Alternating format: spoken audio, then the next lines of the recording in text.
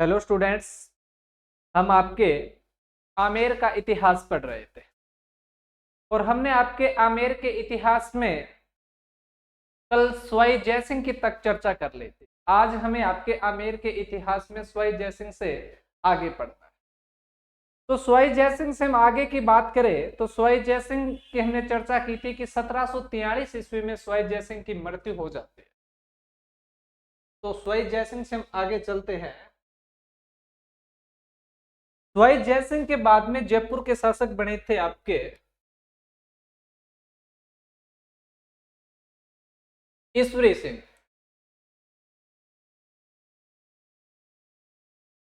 ईश्वरी सिंह 1743 से लेके 1750 तक आज हमें पढ़ना है आपका ईश्वरी सिंह। देखो, वैसे तो आपको ईश्वरी सिंह के बारे में पता होना चाहिए कि ईश्वरी सिंह है वो आपके सवाई जयसिंह के ज्येष्ठ पुत्र हुआ करते थे। और एक तो आपके ईश्वरी सिंह ज्येष्ठ पुत्र हो गए और एक सवाई जयसिंह के पुत्र थे माधो सिंह। कौन? आपके माधो सिंह। माधो सिंह। और हम आपके सवाई जयसिंह का अध्ययन किया था, तब पढ़ा था कि सवाई जयसिंह के शासनकाल में जब सवाई जयसिंह ने आपके देबारी समझौता किया था 1708 में, तो आपके उस समय देबारी समझौते में मेवाड़ के महाराणा अमर सिंह ने ये आपका निर्धारित की थी, शर्त रखी थी कि मेरी पुत्री चंद्रकौरी से जो उत्पन्न संतान होगी वो ही आपके मेवाड़ का अगला शासक बनेगा। इसलिए आपके चंद्रकौरी की संतान थी कौन? आपके माधो सिंह। लेकिन इस आपके सवाई जयसिंह की खींची महारानी हुआ करती थी आपकी, और उसके पुत्र था ईश्वरी सिंह और ये ज्येष्ठ था।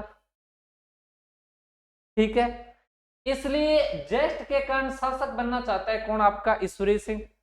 पर आपके समझौते के अनुसार समझौते का दावा करके शासक बनना चाहता था कौन? आपका माधो सिंह। इसलिए ईश्वरी सिंह और माधो सिंह के मध्य दो उत्तराधिकारी संघर्ष हुए। पहली बात तो आपको ध्यान रखना है कि सवाई जयसिंह के दो पुत्र है आपके ईश्वरी सिंह और माधो सिंह। ईश्वरी सिंह है वो बड़ा पुत्र है जो आपकी खींची महारानी से प्राप्त हुआ था आपके ईश्वरी सिंह को, और माधो सिंह आपकी सिसोदिया रानी से हुआ था जो आपके चंद्रकौर का पुत्र हुआ करता। ईश्वरी सिंह ज्येष्ठ है इसलिए आपका आमेर का शासक बनना चाहता है, जबकि माधो सिंह आपके देबारी समझौते का हवाला देता हुआ शासक बनना चाहता है।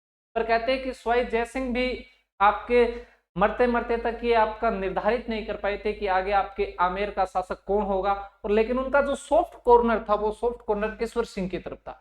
इसलिए सवाई जयसिंह की मृत्यु के बाद एक बार आपका शासक बने कौन है? ईश्वरी। तो पहले बात याद रखना है कि सवाई जयसिंह की मृत्यु के बाद सवाई जयसिंह की मृत्यु के बाद आमेर के शासक बने। सवाई जयसिंह की मृत्यु के बाद आमेर के शासक बने।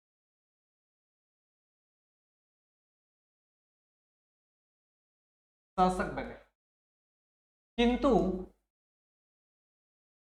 किंतु देबारी समझौते के तहत देबारी समझौते के तहत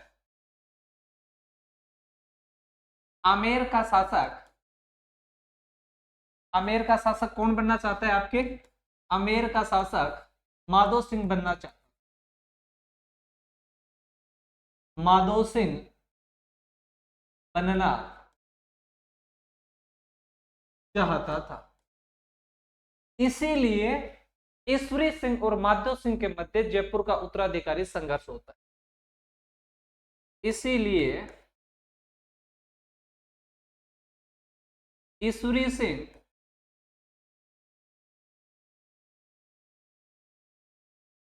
इसीलिए ईश्वरी सिंह व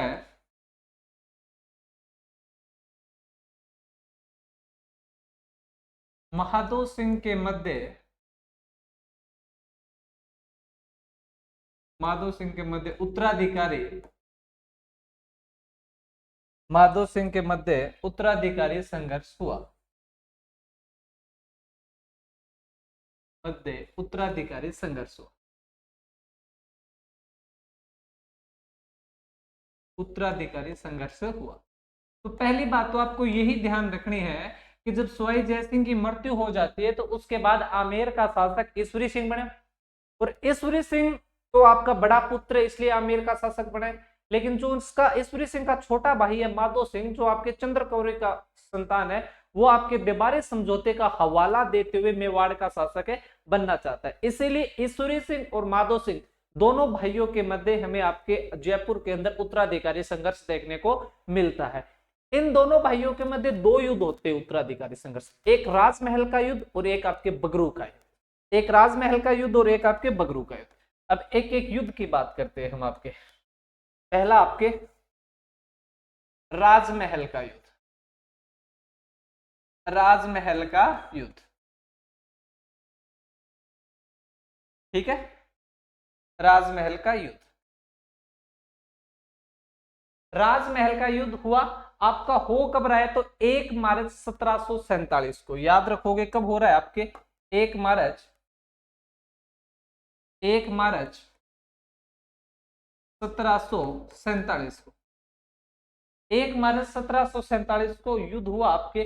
लेकिन ये युद्ध हुआ किन किन के मध्य, तो पहली बात ये ध्यान रखोगे तो एक तरफ तो कौन है आपका, एक तरफ है आपका ईश्वरी सिंह, ईश्वरी सिंह है, और एक तरफ कौन है आपका माधो सिंह। कौन है आपका माधो सिंह। एक तरफ आपके ईश्वरी सिंह है और एक तरफ आपके माधो सिंह। ईश्वरी सिंह का साथ किसने दिया, ईश्वरी सिंह का साथ देने आए अपने भरतपुर के शासक, क्योंकि हमने पढ़ा था कि सवाई जयसिंह ने भरतपुर में बदन सिंह को शासक बनाया था।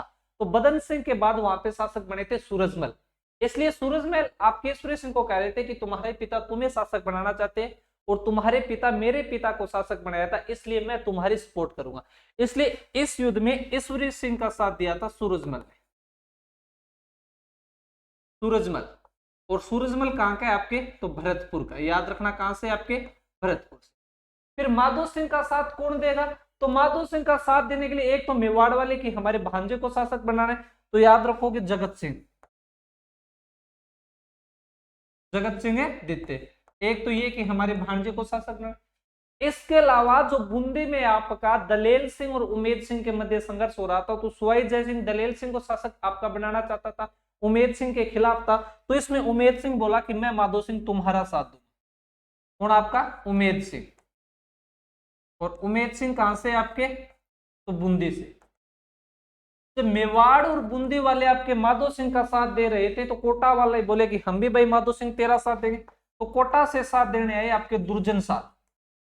कौन साथ देने आए, दुर्जन साल। और दुर्जन साल कहां से, आपके कोटा से। कहां से, आपके कोटा से। और बचे कौन, तो मराठा। और मराठों ने भी आपके माधो सिंह की साइड। मराठों का तो काम यही था कि पैसे मिले वहीं से युद्ध करना, इसलिए मराठों को पैसे, थोड़े बहुत पैसे दे दिए थे माधो सिंह ने, इसलिए वो माधो सिंह के साथ युद्ध। तो राजमहल का युद्ध किस किस के बीच में हुआ, ईश्वर सिंह और आपके माधो सिंह के मध्य। राजमहल का युद्ध कब हुआ, तो 1 मार्च 1747 को। ईश्वरी सिंह का साथ किसने दिया, तो भरतपुर के सूरजमल ने। और माधो सिंह का साथ कौन दे रहा है, तो माधो सिंह का साथ दे रहे आपके जगत सिंह, जो मेवाड़ के अपने भांजे को शासक बनाना चाहते हैं, इसलिए उमेद सिंह जो बूंदी का है, दुर्जन साल कोटा का है, और मराठा। और इस युद्ध में जीत हो जाती है किसके, आपके ईश्वरी सिंह। आपको लगेगा माधो सिंह की तरफ ज्यादा है, लेकिन कहते हैं कि ईश्वरी सिंह ने जबरदस्त आपके सिंह सेना को हरा देता है और इस युद्ध में जीत जाता है। कौन, आपका ईश्वरी सिंह। तो याद रखोगे कि राजमहल के युद्ध में कौन जीता था, आपके ईश्वरी सिंह। अब जैसे वो राजमहल के युद्ध में जीतता है, तो राजमहल के युद्ध में जीतने के बाद उसने आपके इसरलाट का निर्माण करवाया। किसका, इसरलाट। याद रखोगे इसरलाट का निर्माण। इसरलाट या फिर कहते हैं इसे सरगासुली। इसरलाट या सरगासुली। इसरलाट या आपकी सरगासुली। इसरलाट या सरगासुली का निर्माण किसने करवाया, तो याद रखोगे इसरलाट या सरगासुली का निर्माण आपके सवाई ईश्वरी सिंह ने करवाया था। फिर पूछेंगे आपको कि सवाई ईश्वरी सिंह ने कौन सी युद्ध की जीत के बाद में इसका निर्माण करवाया था, तो सवाई जय सिंह ने इसके आपके राजमहल के युद्ध को जीतने के बाद करवाया था। तो याद रखोगे इसरलाट या सरगासुली आपके ईश्वरी सिंह ने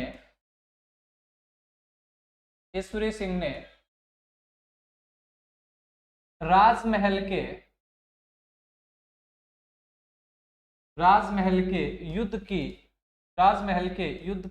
युद्ध के जीत के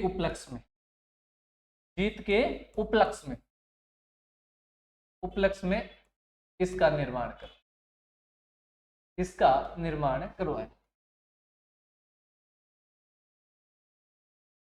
निर्माण करवाया। याद रखोगे इसरलाट, लाट का मतलब होता है आपकी मीनार और इसर का मतलब इसर के द्वारा बनवाया गया, इसलिए क्या हो गई आपकी इसरलाट। सरगासुली कि स्वर्ग तक जाने का आपका रास्ता है, इसलिए आपके सरगासुली। एक बात और याद रखोगे कि इससे आपके जयपुर का विजय स्तंभ कहा जाता है, जयपुर का विजय स्तंभ। जिस प्रकार से मेवाड़ में विजय स्तंभ बनवाया था महाराणा कुंभा ने, उसी प्रकार इसे जयपुर का विजय स्तंभ कहा जाता है, क्योंकि युद्ध की जीत के बाद ये बनवा। और मैं आपको दिखाऊं आपकी इसरलाट, ये देखो ये आपकी इसरलाट है, ये आपकी इसरलाट है। 1 मंजिली, 2 मंजिली, 3, 4, 5, 6, 7 मंजिली ये आपकी हुआ करती थी। और कुछ इतिहासकार तो ये भी कहते हैं कि आपके ईश्वरी सिंह के मंत्री हुआ करते थे हरगोविंद, और हरगोविंद का जो घर था वो इसरलाट के सामने था, और हरगोविंद की पुत्री से ईश्वर सिंह प्रेम करते थे और वो उसको बैठ के इसको निहारा करते थे आपके। कैसे भी हो पर मान सकते हो कि इसरलाट का निर्माण तो आपके ईश्वरी सिंह ने करवाया था। तो ये आपकी इसरलाट, और इसरलाट का निर्माण कौन करवा रहा है? आपका ईश्वरी सिंह। इसे आपका क्या कहा जाता है? तो इसे आपका जयपुर का विजय स्तंभ कहा जाता है। इसका निर्माण कौन से युद्ध के जीतने के बाद में उपलक्ष्य में करवाया गया था? तो याद रखोगे राजमहल युद्ध के जीत के बाद। ठीक है, और आगे हम बात करते हैं। और ये एक बात ये भी नोट डाउन कर लेना, यह एक 7 मंजिला, यह एक 7 मंजिली इमारत है, ये एक 7 मंजिली इमारत। तो ये क्या थी? आपकी इसरलाट या सरगासुली।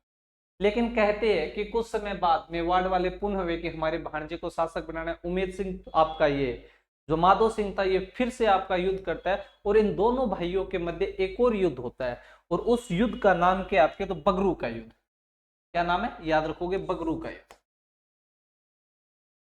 बगरू का युद्ध पहला राजमहल का था, और ये आपके बगरू का युद्ध। और ये कब होता है? तो याद रखोगे 1 अगस्त 1848 को।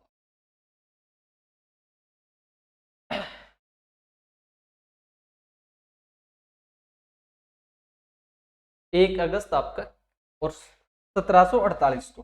ठीक है, यानी 1848 पूरी 1 अगस्त आपके 1748।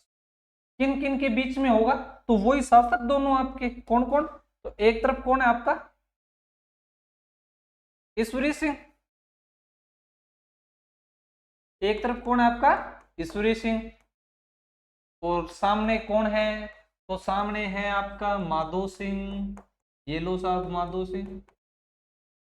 और याद रखोगे वही साथ देने आए थे। ईश्वरी सिंह का साथ कौन दे रहा है? तो ईश्वरी सिंह का साथ दे रहा है आपके सूरजमल। और सूरजमल कहां का है? आपके भरतपुर का। कहां का है? आपके भरतपुर।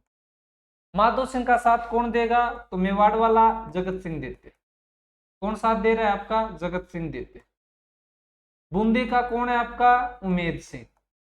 बूंदी का कौन है आपका? उमेद सिंह।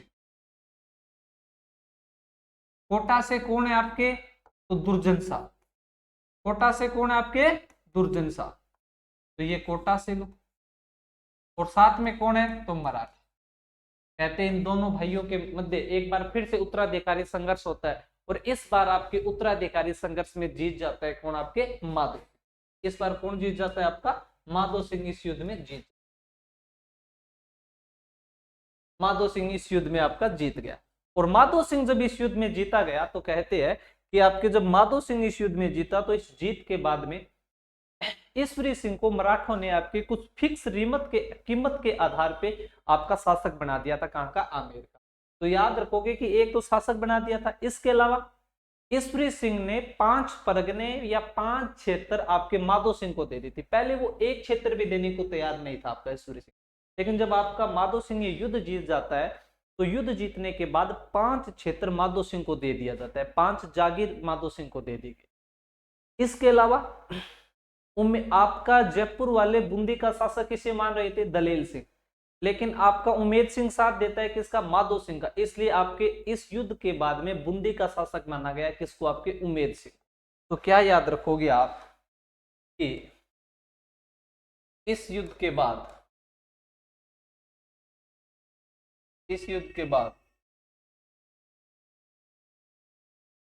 मराठों द्वारा निर्धारित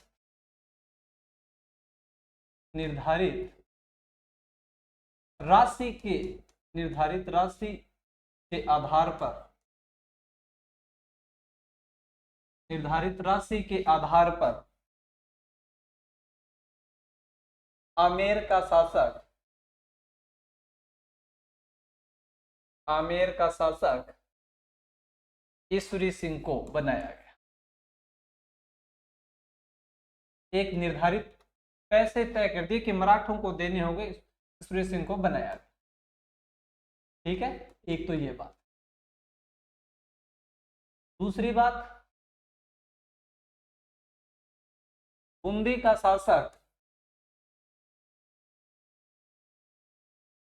शासक उमेद सिंह को माना गया। बूंदी का शासक किसे मान लिया गया? आपके उमेद सिंह। और मराठों ने ईश्वर सिंह से क्या लिया भाई? आपके युद्ध हार जाना। क्या लिया? आपका युद्ध हार जाना। क्या मांगा? आपके युद्ध हार जाना।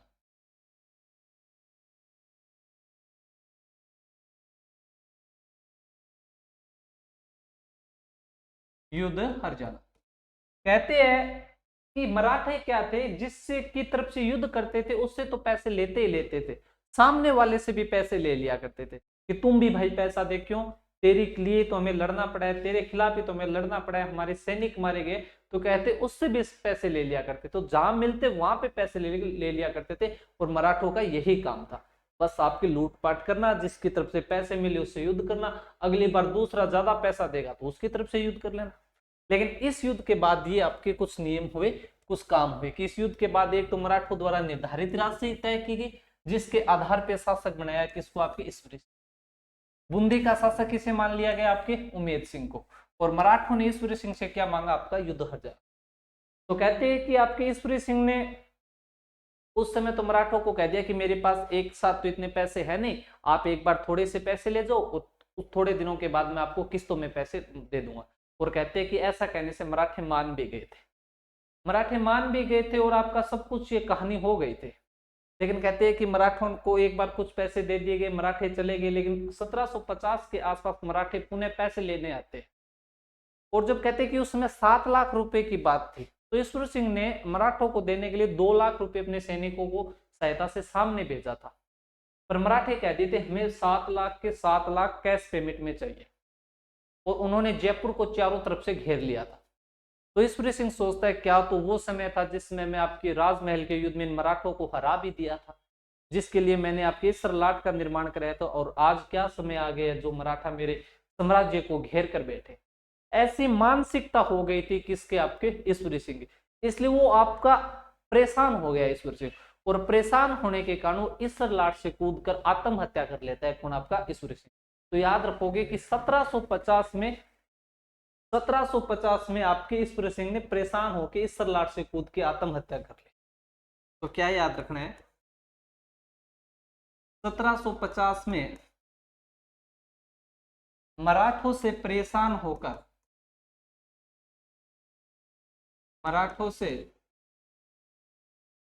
होकर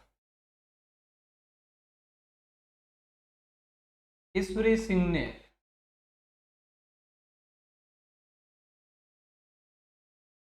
इस सरलाट से कूद गयो भाई, इस ललाट से कूद कर आत्महत्या कर। आज भी देखते हैं हम कि जो व्यक्ति आपका मानसिक हो जाता है ऐसी स्थिति में तो आत्महत्या कर लेता है।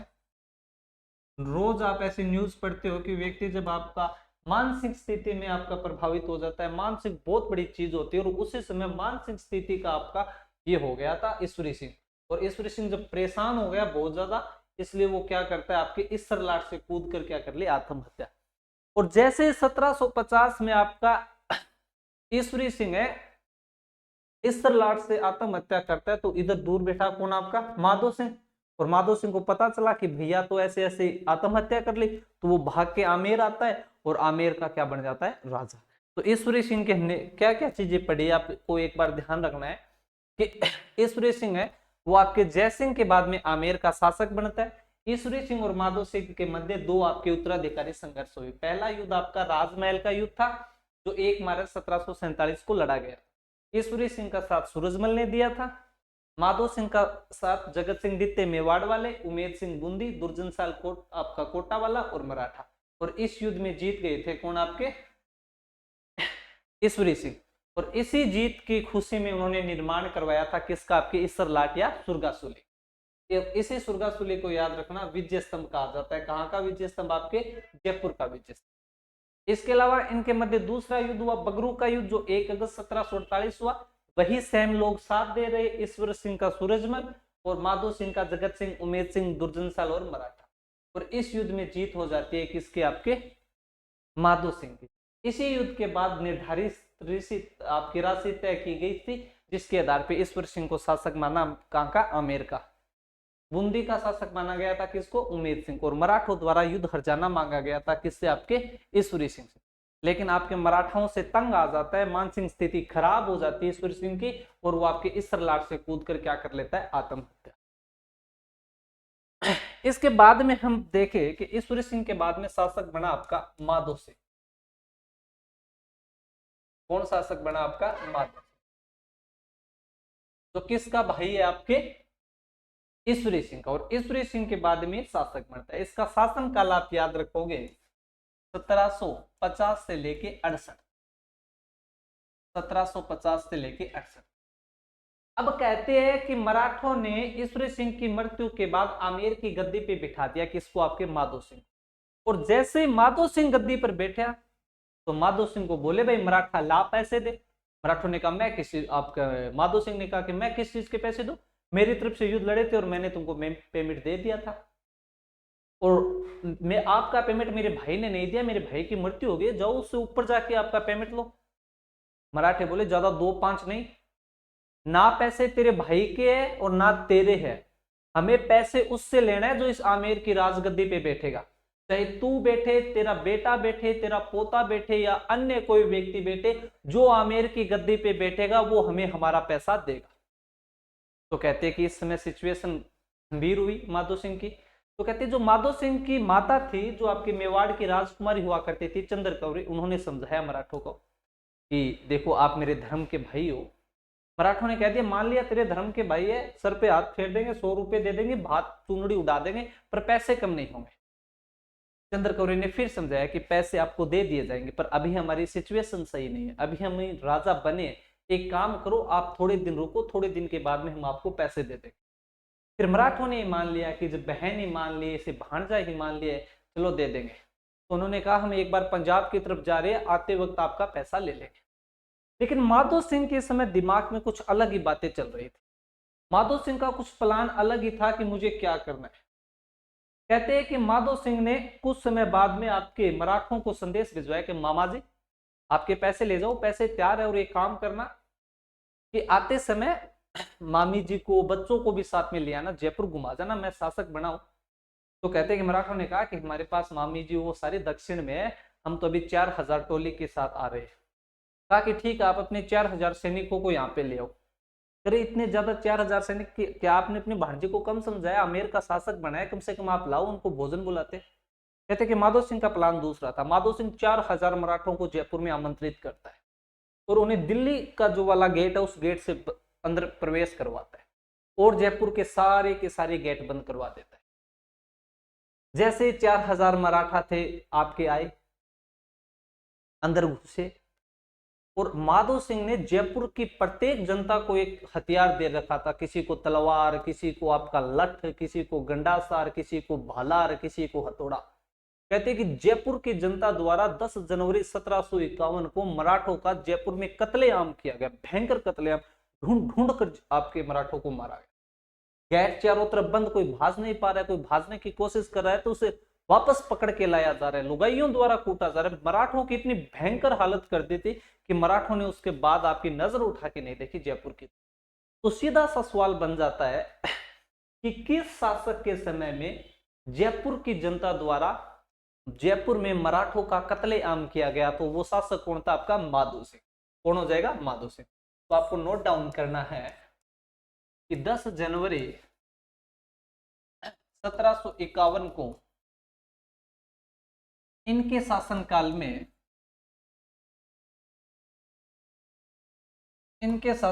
में जयपुर की जनता द्वारा जयपुर की जनता द्वारा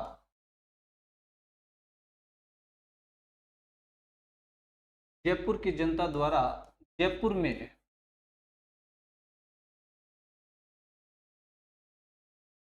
मराठाओं का कत्लेआम किया गया। मराठाओं का क्या किया गया? आपके कत्लेआम किया, भयंकर नरसंहार किया गया। उस दिन के बाद मराठा याद रखे कि जयपुर की जनता ने उनको कैसे कूटा। ठीक है। इसके बाद में माधो सिंह के शासनकाल की एक चीज और आती है आपकी कि माधो सिंह के शासनकाल में आपके कुछ समय बाद, आपको पता है मराठा एक जाति है जो हुंकार जाति हुआ करते, उन्होंने फिर साहस जुटाया और फिर साहस जुटा के एक युद्ध हुआ आपके कांकोड़ का युद्ध, जो मराठा और आपके माधो सिंह के मध्य होता है। कौन सा युद्ध? आपके, तो वो युद्ध हुआ था आपके कांकोड़ का युद्ध। याद रखोगे कब? आपके कांकोड़ का युद्ध, क्योंकि उन्हें बदला लेना था। कांकोड़ का युद्ध जो 1759 ईस्वी में होता है, लेकिन कहते हैं कि ये युद्ध आपके माधो सिंह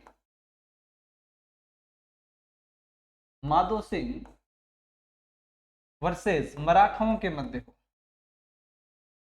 क्योंकि मराठा बदला लेना चाहते थे, क्योंकि माधो सिंह ने अन्य मराठाओं का, आपका जो पहले मराठे आए थे 1751 में, उनका खतरनाक कत्लेआम किया था। तो अन्य मराठा थे, उनके अंदर जोश झसक रहा था कि हमें बदला लेना है, बदला लेना है।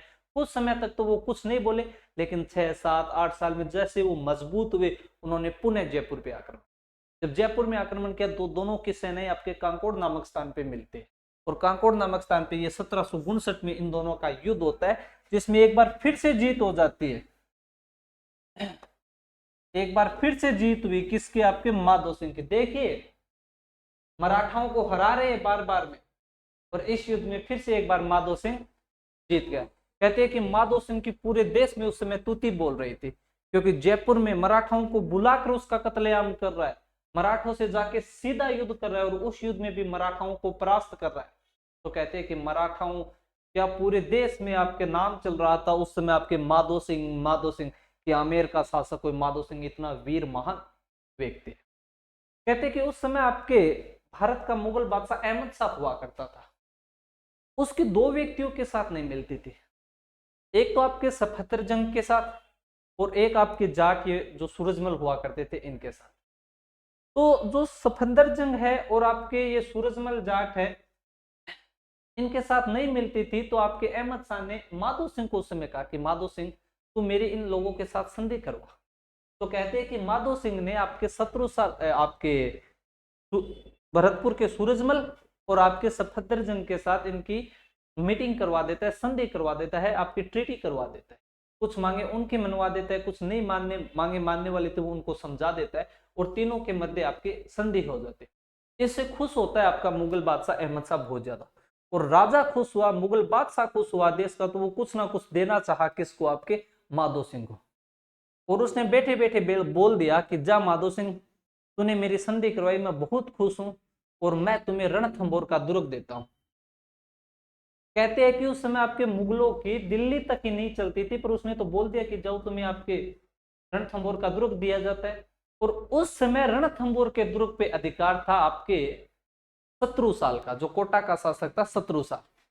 और कहते हैं कि माधो सिंह आता है और आकर आपके रणथंभौर के दुर्ग पर अधिकार कर लेता है। जैसे ही रणथंभौर के दुर्ग पर उसने अधिकार किया तो जो शत्रुसाल के आदमी थे वो आपके शत्रुसाल के पास गए और कहा कि ऐसे ऐसे माधो सिंह ने अधिकार कर लिया, हमें तो निकाल दिया।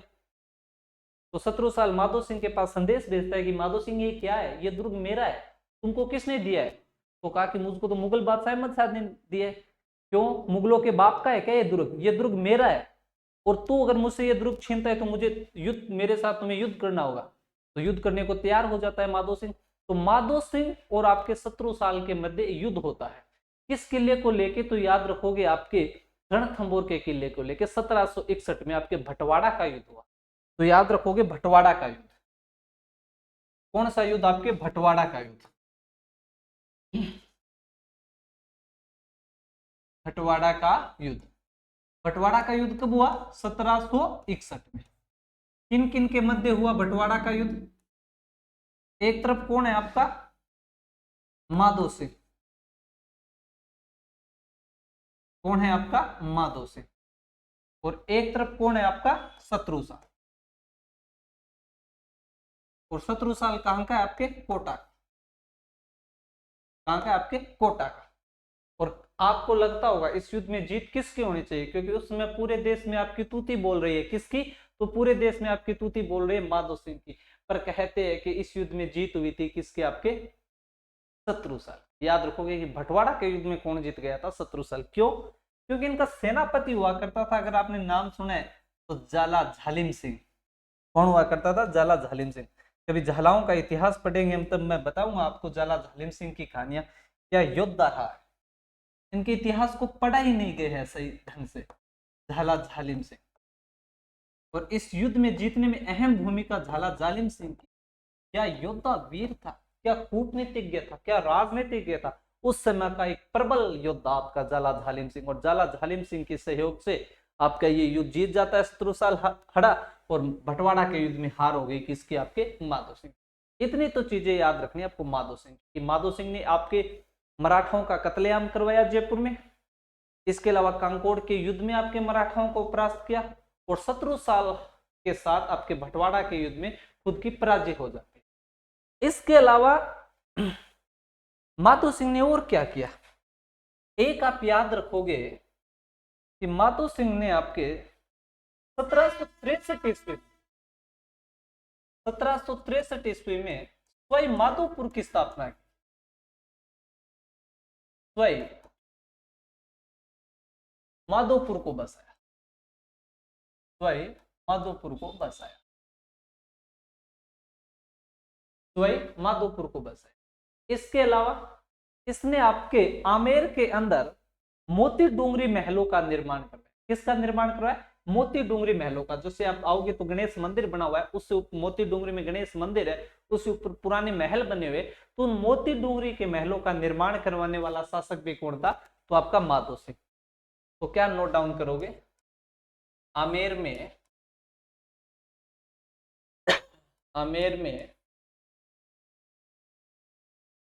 मोती डूंगरी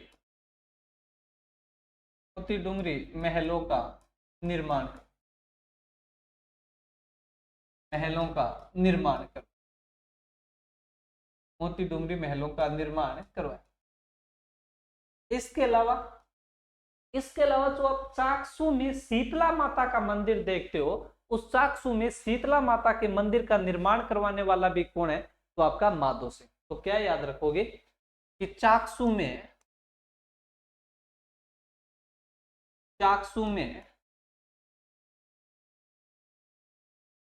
शीतला माता के मंदिर का निर्माण करवाया।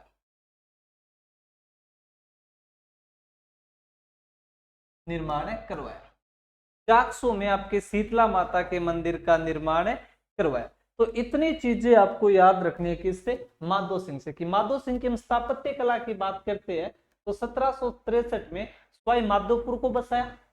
इसके अलावा आपके आमेर में कौन से महल बनवाए? तो मोती डूंगरी के महल बनवाए। चाकसू में किसका मंदिर बनवाया? तो आपकी शीतला माता के मंदिर का निर्माण करवाया। एक बार फिर से देखो कि माधो सिंह के बारे में हमने क्या क्या पढ़ा, कि माधो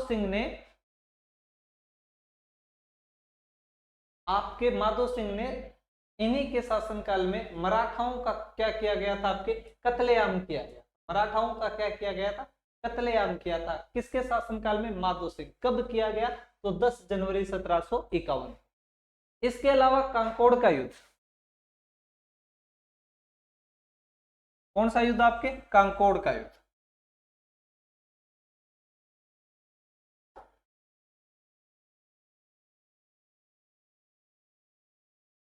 कांकोड़ का युद्ध कब हुआ? 1759 को माधो सिंह और मराठाओं के मध्य। इसमें आपके माधो सिंह की जीत हुई थी। इसके अलावा भटवाड़ा का युद्ध हुआ 1761, माधो सिंह और शत्रुसाल, और इस युद्ध में जीत हुई किसके? आपके माधो सिंह की। एक लाइन इसमें और ऐड कर लेना कि इस युद्ध का कारण क्या था। तो युद्ध का कारण क्या है भाई? आपके युद्ध का कारण, तो कारण क्या था? रणथंभौर का दुर्ग। किसका? आपके रणथंभौर का। उस समय रणथंभौर का दुर्ग किसके पास था? तो शत्रुसाल के पास।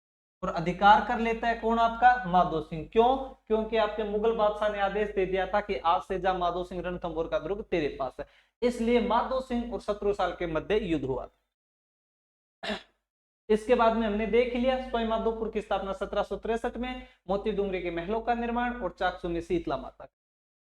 इसके बाद में माधो सिंह के बाद में 1768 में जब माधो सिंह की मृत्यु होती है, तो माधो सिंह के बाद में पृथ्वी सिंह का नाम का एक शासक बनता है। कौन? आपके पृथ्वी सिंह। पृथ्वी सिंह 1768 से लेके 78 तक, लेकिन कोई विशेष इनके कार्य नहीं है। इसलिए आप बस इतना सा माइंड में थोड़ा सा याद रखना कि आपके माधो सिंह के बाद में कोई शासक बना था तो वो पृथ्वी सिंह के नाम का शासक। इसके बाद में आपका शासक बनेंगे स्वयं प्रताप सिंह। कौन? आपके स्वयं प्रताप सिंह।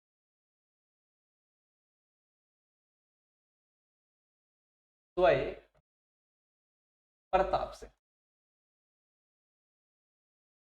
कहते हैं, पहले तो याद रखना स्वयं प्रताप सिंह की मैं जीवन की बात करूं कि स्वयं प्रताप सिंह किसके भाई या किसके बेटे हैं?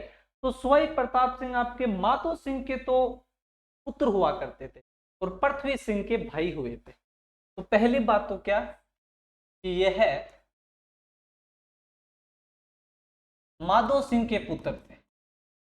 यह माधो सिंह के पुत्र थे। कितनी बात याद रह जाए? यह पृथ्वी सिंह के भाई थे। तो आपके पृथ्वी सिंह के भाई थे। तो थोड़ा सा माइंड में रह जाए कि पृथ्वी सिंह कौन है? तो माधो सिंह का पुत्र हुआ करता था, जो आपके माधो सिंह के बाद में 1768 से 78 तक शासक बना था। और इनका शासनकाल तो 1778 से 1803। ठीक है। कहते हैं कि आमेर में सबसे अधिक मराठाओं के आक्रमण का अगर किसी ने सामना किया था तो वो कौन थे? आपके सवाई प्रताप सिंह। कहते हैं कि एक बार फिर से मराठाओं की जो धधकती अग्नि थी वो एक बार फिर से धधक रही थी। दक्षिण में उन्होंने अपना पूरा प्रभाव जमा लिया था और आपके उत्तरी भारत में अपनी शक्तियों का विस्तार कर रहे, क्योंकि उनको एक तो सैन्य कमांडर बहुत बढ़िया मिल चुका था मराठाओं का, महादजी सिंधिया। महादजी सिंधिया, जिनका आपके पूरे के पूरे देश में उस समय तूती बोल रही थी। आपके अंग्रेजों के खिलाफ मुगल बादशाह बना दिया था 1772 में वो महादजी सिंधिया। अब चारों तरफ हाहाकार मचा रखी थी और उसको बदला लेना था आमेर से। इसलिए स्वयं प्रताप सिंह और महादजी सिंधिया के मध्य एक युद्ध होता है। अब हम उस युद्ध की बात करते हैं जो आपके पाटन के युद्ध के नाम से जाना जाता है। किस नाम से? आपके पाटन के युद्ध के नाम से, जो आपके 1787 में हुआ था। कब हुआ था? 1787 में। तो हम बात करते हैं आपके पाटन के युद्ध के। क्यों हो रहा है युद्ध? क्योंकि मराठाओं को बदला लेना है। मराठाओं का कत्लेआम किया गया था भाई साहब, ऐसे ही थोड़ी जाने देंगे मराठा आपके। तो याद रखना ये युद्ध आपका किन किन के बीच में होगा। तो एक तरफ कौन है? आपके स्वयं प्रताप सिंह, स्वयं प्रताप सिंह। और सामने कौन है? तो सामने है आपके मराठा। और मराठाओं में भी कौन है, तो आपके महादजी सिंधिया। याद रखोगे, कभी पढ़ना महादजी सिंधिया को, टाइम मिला तो मैं पढ़ाऊंगा आपको। क्या उस समय का एक बेहतरीन योद्धा हुआ करता था महादजी सिंधिया, जो पूरे के पूरे देश में उस समय उसी की आपकी चलती थी। कहते हैं कि महादजी सिंधिया इतना भयंकर योद्धा था, पूछो मत आप। पूरे दक्षिण भारत के साथ साथ उत्तरी भारत को भी कंट्रोल करने का प्रयास किया जा रहा महादजी सिंधिया के द्वारा। और आपका महादजी सिंधिया, लेकिन कहते हैं कि उस समय जब ये पाटन का युद्ध हुआ था 1787 में आपके, तो उस समय आमेर वालों को एक बात समझ में आ गई थी, राजस्थान वालों को, कि जो ये युद्ध है ना, हम मराठों से सीधा टक्कर नहीं ले सकते, हमें एकजुट होना होगा, क्योंकि मराठे कभी उधर रियासत में आक्रमण कर देते, खुद उधर रियासत में। इसलिए इस समय इनका साथ देने के लिए विजय सिंह आया था। कौन आया था आपका, विजय सिंह। और विजय सिंह कहाँ का शासक है, तो याद रखना जोधपुर का शासक हुआ करता था। कहाँ का, आपके जोधपुर का। और ये युद्ध हुआ कब था, तो 20 जुलाई 1787। और कहते हैं क्या बेहतरीन युद्ध लड़ा गया महादजी सिंधिया और आपके स्वाई प्रताप सिंह के मध्य। पर कहते हैं कि किस्मत को देखिए, इस युद्ध में भी आपके आमेर की विजय हुई। महादजी सिंधिया जो आज तक भारत में कभी युद्ध नहीं हारा था, वह महादजी सिंधिया जिससे पूरे भारत डरा करता था उसमें, उस महादजी सिंधिया को कोई पटक नहीं दे रहा है, पटक पटक के मार रहा है, तो वो कौन है, आपके आमेर वाले। तो कहते हैं कि इस युद्ध में भी किसकी विजय हुई, आपके आमेर वालों के, आमेर वालों के। और कहते हैं कि महादजी सिंधिया ने भागते हुए कहा था कि अगर मैं जिंदा रहा तो आमेर को एक ना एक दिन मिट्टी में मिला दूंगा। तो ये किस युद्ध की हार के बाद कहा था, आपके पाटन के हार के बाद कहा था, क्योंकि वह कभी युद्ध हारा ही नहीं था आपके, और उस युद्ध में उसे पहली बार आपका हार का सामना देखना पड़ा। ये 1787 में हुआ, 1-2 साल फिर शांति बनी रही, कोई युद्ध नहीं हुआ, लेकिन आपके मराठों द्वारा एक बार फिर से हमला किया गया, मराठों ने फिर से अपना बदला लेने की कोशिश की। और इस समय जो आपका युद्ध होगा, एक बात याद रखना बच्चों, हाँ अच्छा मैंने पाटन करवा दिया क्या, 1 मिनट, सॉरी। तो ये युद्ध हुआ था आपके 1787 वाला, ये युद्ध है आपके तुंगा का युद्ध। कौन सा है, आपके तुंगा का युद्ध, तुंगा का युद्ध, क्योंकि तुंगा का युद्ध हुआ था आपके महादजी सिंधिया और स्वयं प्रताप सिंह के मध्य। इसी युद्ध में इसका ये कथन था कि अगर मैं जिंदा रहा तो एक दिन आमेर को मिट्टी में मिला दूंगा। इसके बाद फिर से एक युद्ध होगा आपके पाटन का युद्ध। कौन सा, आपके पाटन का युद्ध, पाटन का युद्ध। पहले तुंगा वाला था, गलती से हो गया वो, लेकिन ये याद रखना आपका 20 जून 1790 में हुआ था। ये युद्ध भी किन किन के मध्य होगा आपके, तो स्वयं प्रताप सिंह व आपके इस समय मराठाओं का जो सेनापति था इस युद्ध में, वो डीबोई नाम का एक फ्रांसीसी था। मराठा सेनापति डीबोई, डीबोई फ्रांसीसी हुआ। और कहते हैं कि आमेर वाले ये युद्ध भी जीत जाते, पर ये युद्ध आपके आमेर वाले हार जाते हैं। हारने का रीजन क्या था, जो पहले आपके तुंगा वाला युद्ध हुआ था ना, कहते हैं कि जब तुंगा वाला युद्ध आपके आमेर वाले जीत जाते हैं, तो जीतने के बाद जब जश्न मनाया जा रहा, उस जश्न के समय में आपके मारवाड़ का कोई कवि था, और कवि ने एक कहावत कही थी कि उखड़ती आमेर को राठौड़ों ने खरी राखी, कि उखड़ती आमेर को राठौड़ों ने खरी राखी। कहने का मतलब आपके जो मराठे थे वो आमेर को उखाड़ने आए थे, और इसको अगर खड़ी रखा है, अगर इसको बचा कर रखा है, तो राठौड़ों ने रखा है। ये बात आमेर वालों को बहुत बुरी लगी, लेकिन आमेर वालों ने कहा अच्छा राठौड़ नहीं होते तो हमारा कुछ नहीं होता, लेकिन कोई बात नहीं, उस दिन तो वो शांत रहे। लेकिन जब पाटन वाला युद्ध हुआ, तो जैसे आपके स्वयं प्रताप सिंह का साथ देने के लिए फिर से आया विजय सिंह, और विजय सिंह फिर से आया, तो जैसे एक तरफ ये सेना खड़ी है विजय सिंह की, और एक तरफ खड़ी है स्वयं प्रताप सिंह की, और सामने खड़े है मराठा। तो कहते हैं कि जयपुर वाले साइलेंट हो गए, जो कच्छवास थे वो सारे के सारे न्यूट्रल हो गए इस युद्ध में, कुछ बोले ही नहीं। और उन्होंने तो जाके कह दिया मराठाओं को कि हम तो साइलेंट है, आप इन जयपुर वाला इन मारवाड़ वालों को देखो, ये बड़े लोगों को बचा के आते, और ये मौका मिल गया आपको किसको, मराठाओं को। ये जब इन दोनों में आपस में फूट पड़ी हुई है तो फिर टेंशन किस बात की। तो कहते हैं कि मराठाओं ने इस युद्ध में बुरी तरीके से, भयंकर तरीके से इस युद्ध को जीता था, और विजय सिंह वाले जोधपुर सैनिकों को खतरनाक कूट कूट के मारा था। कहते कि अगर ये युद्ध आपका मराठा हार जाते तो राजस्थान में फिर से उनकी हिम्मत नहीं होती, लेकिन कहते उन्हें फिर से मौका दे दिया किस्मत ने, इन लोगों में आपस में फूट पड़ी और उस फूट का फायदा मिला किसको, आपके मराठों को। तो याद रखना कि तुंगा का युद्ध 1787 में हुआ था और पाटन का युद्ध 1790 में हुआ था। तुंगा के युद्ध में आपके मराठाओं का सेनापति महादजी सिंधिया हुआ करते थे, और पाटन के युद्ध में आपका डीबोई हुआ करते थे। और आपके तुंगा का युद्ध हमारे महादजी सिंधिया पहली बार हारते हैं राजस्थान में, लेकिन पाटन के युद्ध में मराठा जीत जाते।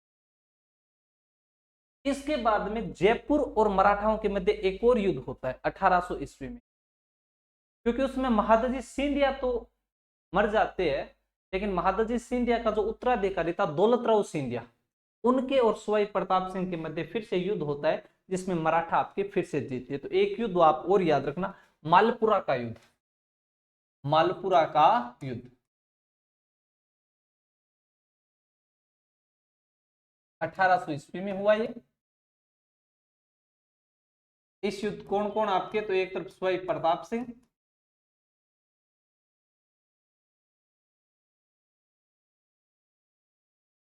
और सामने है कौन आपके, तो दौलतराव सिंधिया।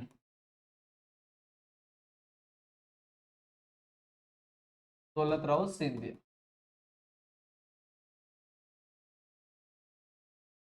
और इस युद्ध में जीत होती है किसके, आपके दौलतराव सिंधिया की। तो ये याद रखना, चाहे मराठे आपके पाटन के युद्ध में जीत गए होंगे और आपके मालपुरा के युद्ध में जीत गए, लेकिन जो तुंगा वाली बात है ना, वो एक अलग ही थी, क्योंकि महादजी सिंधिया को हराना उसमें बहुत बड़ी बात हुआ करती थी। और आरएस मेंस वाला एग्जाम था शायद 2010 वाला, उसमें ये सवाल पूछा हुआ है आपके तुंगा का युद्ध, क्योंकि आपकी माने तो डाकण कुण के भाई कोई कुण के, और आपकी माने डाकण ना के, तो हमने तो तुंगा वाला युद्ध जीता था महादजी सिंधिया से, इसलिए अधिकांशतः आपका जो सवाल बनता है वो तुंगा के युद्ध से बनता है। प्रताप सिंह की जो स्थापत्य कला बचे, वो स्थापत्य कला हम कल पढ़ेंगे। धन्यवाद साथियों, जय हिंद जय भारत।